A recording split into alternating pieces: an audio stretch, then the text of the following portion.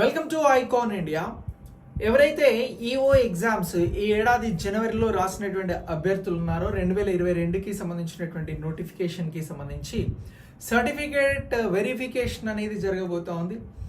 EO extension officer grade 1 సూపర్వైజర్కి సంబంధించినటువంటి ఈ పోస్టులకి సంబంధించి సర్టిఫికేట్ వెరిఫికేషన్ అనేది ఎప్పటి నుంచి జరగబోతా ఉంది అని అంటే 23వ తేదీ నుంచి 28వ తేదీ ఈ నెల మే నెలలో జరగబోతా ఉంది.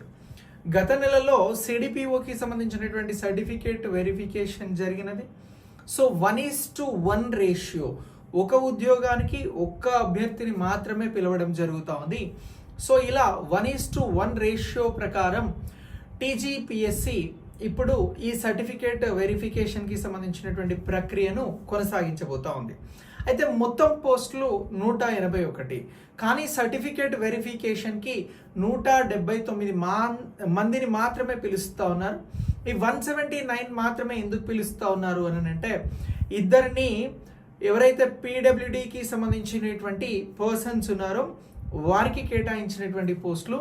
ఆ పీడబ్ల్యూడీకి సంబంధించినటువంటి పోస్టులలో ఎవరు అభ్యర్థులు లేనందున ఇక్కడ 179 మందికి మాత్రమే సర్టిఫికేట్ వెరిఫికేషన్ అనేది 5 రోజుల పాటు చేయబోతా ఉన్నారు.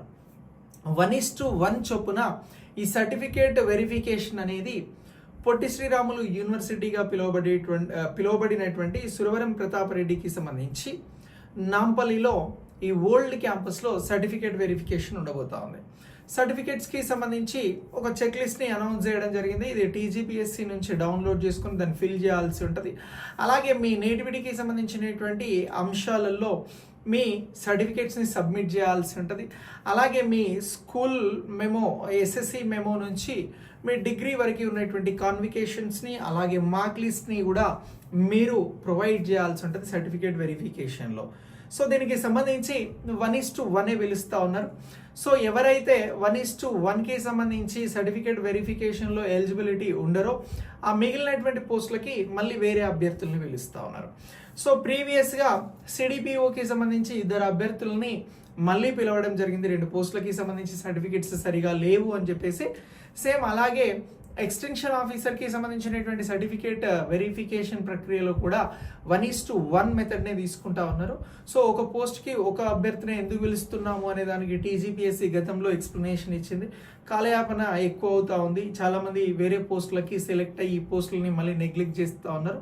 సో అలాంటి వాటిని పెట్టుకోకుండా ఎవరైతే ఇంట్రెస్టెడ్గా ఉన్నారో వారినే తీసుకొని మళ్ళీ ఆ తర్వాత రానటువంటి లేదా మిగిలినటువంటి పోస్టులకి మళ్ళీ తర్వాత ఉన్నటువంటి అభ్యర్థుల్ని పిలవబోతా ఉన్నారు.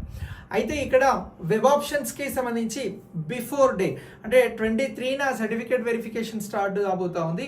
దానికి ముందే 22 నుంచి వెబ్ ఆప్షన్స్ ఇస్తాము అని చెప్పేసి కూడా టీజీపీఎస్సీ ప్రకటనలో తెలిపింది.